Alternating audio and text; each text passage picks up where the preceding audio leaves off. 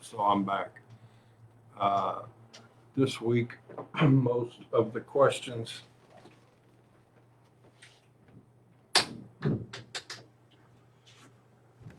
that I got, the largest majority of them were questions about domestic violence. So I'm going to go through them. There's a lot. I'll pick and choose which ones seem to be the most interesting or will give you all the best information. One question is, do all domestic violence cases go to trial? So obviously the answer is no. Cases plead out. Cases get dismissed. Some cases do go to trial.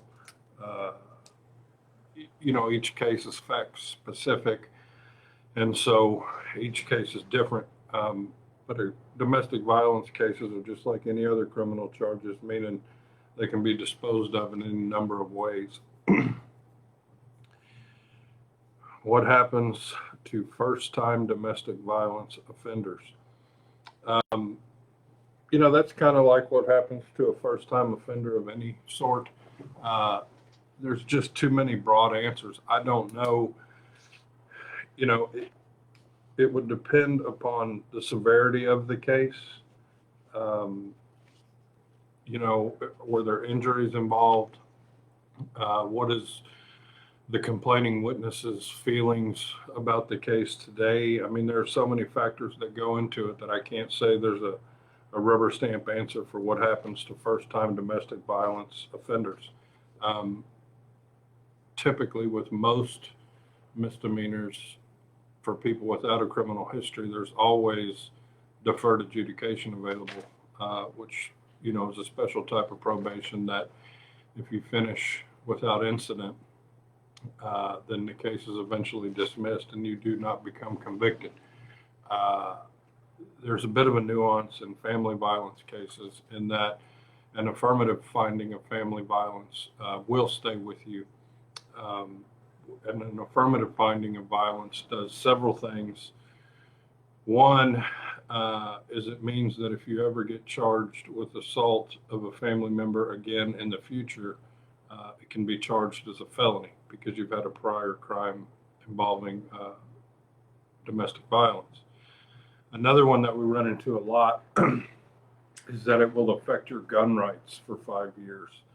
And this is oftentimes a lot of problem we have with men in particular, and it's because, they want to be able to hunt every season. And, hey, Kate Piper, and they don't want to take that family violence finding because they won't be able to hunt. So that's that.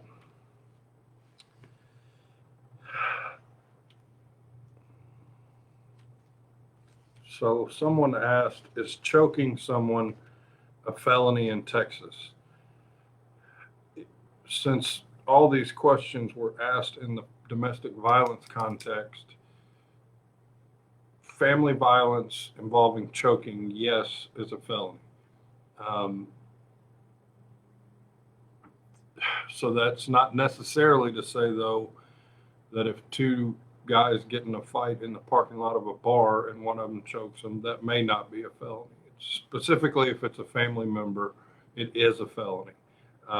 So since all these questions involve domestic violence, choking someone in your family is indeed a felony. So another question was, can assault charges be dismissed? And that was, kind of like the first question of, do they all go to trial? Of course, they can be dismissed. It happens all the time. Sometimes we will present to the state a particular set of circumstances, that would warrant a dismissal. For instance, a man and woman have been married for a long time. Alcohol is involved, an argument, and some sort of violence takes place. And then after the arrest and everything, everyone calms down. No one's mad anymore. No one had a criminal history. sometimes in situations like that, we're able to convince the state to let our client take, some sort of domestic violence class and then dismiss the charges. That is not uncommon, but again, it depends on the circumstances.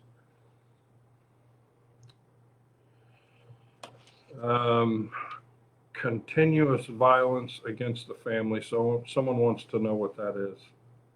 And it is exactly what it sounds like. It's repeated acts of assault on a family member within a certain time period, and that makes it a felony.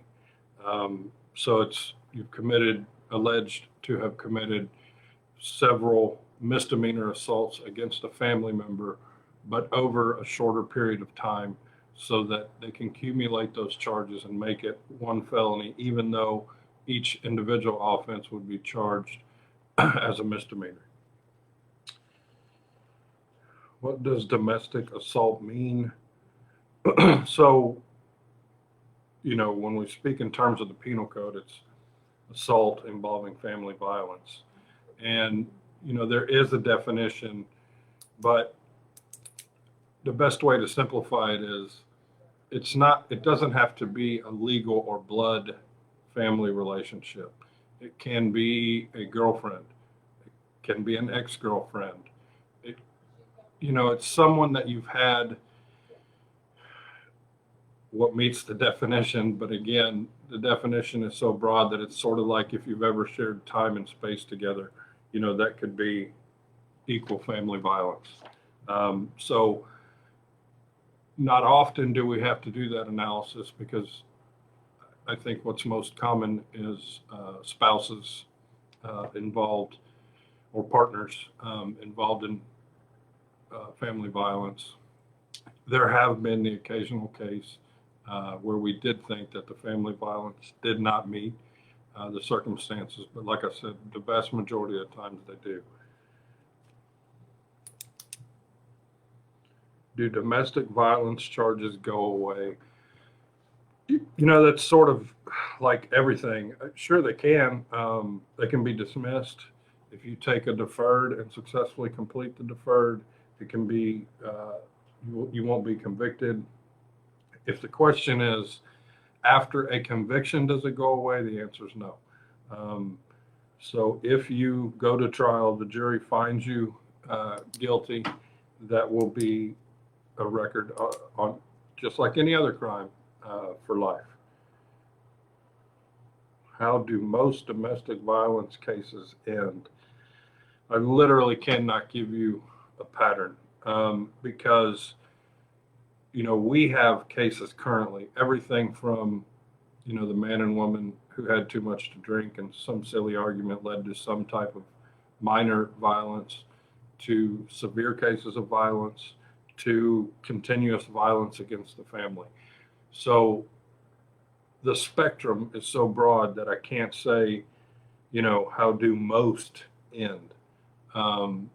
Most misdemeanor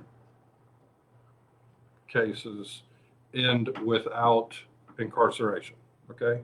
Now I say most because most domestic violence cases are people who are not constantly committing crime. This is something that happened between people that love each other, or at one time loved each other. And so it's not like a situation where, someone's out robbing banks. How do you fight a domestic violence charge? That's also, it's so very fact specific.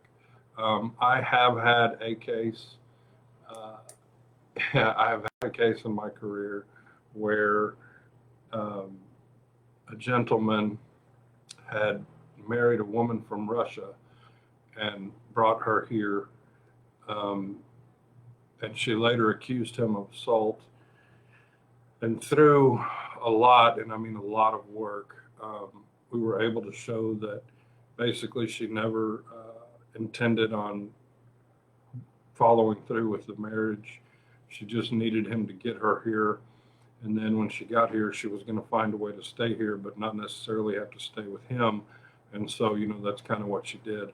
And we were able to show that, and eventually got that case dismissed. But like I said, it was after a lot of work. So each case is different. I don't, it would depend on your particular set of facts on how we would fight a particular charge. Jessica and Thomas tried one recently where the complaining witness, the victim, I think her story had changed somewhere about 7 times. And so sometimes you don't find out these things until you're in trial. And so sometimes it evolves. Sometimes, like I said earlier, we're able to complete some set of terms and get a dismissal, where it might be appropriate.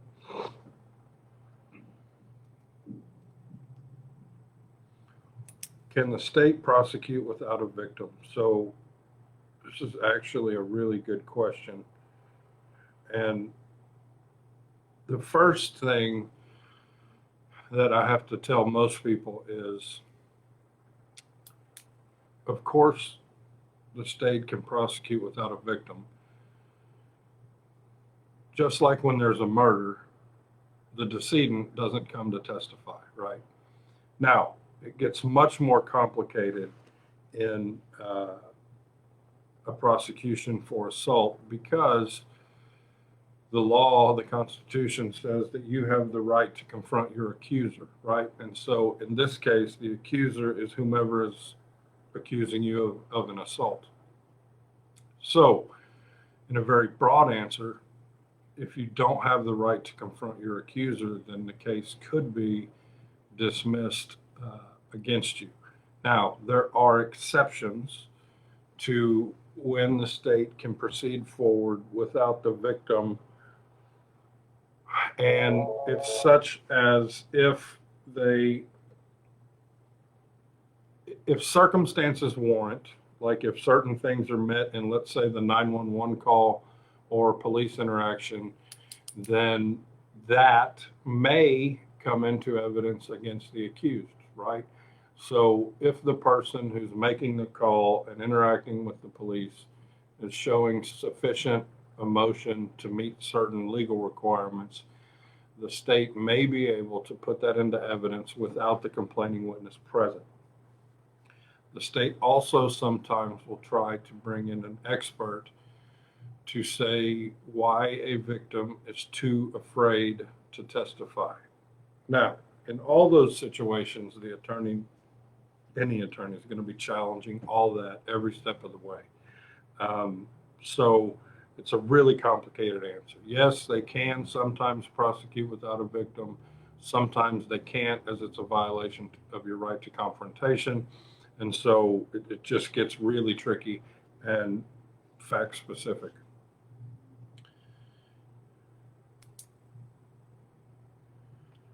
I got a question here. I'm not really sure I understand. It says, what happens on a domestic violence call? And I'm not sure if you're asking me from a police perspective, or I'm not sure I get it. I don't know. I guess I can't answer that. Next is, how do you get out of a subpoena to testify?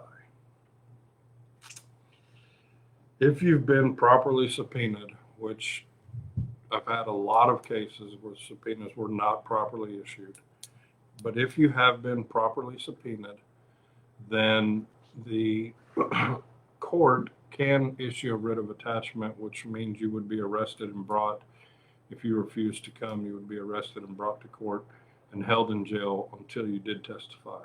Now, that very rarely happens, but so if you've been properly subpoenaed, there's no real way for you to get out of it.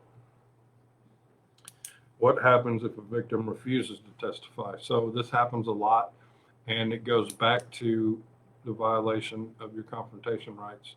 A lot of times victims decide that they will not testify. So the way this works is every criminal case is brought the state of Texas against John Doe. It's not John Doe's wife against John Doe. It's the state of Texas versus John Doe. What happens is Jane Doe, the wife, is merely a witness for the state. And so if the state does not have that witness and does not meet some other criteria, they cannot proceed to prosecute against you.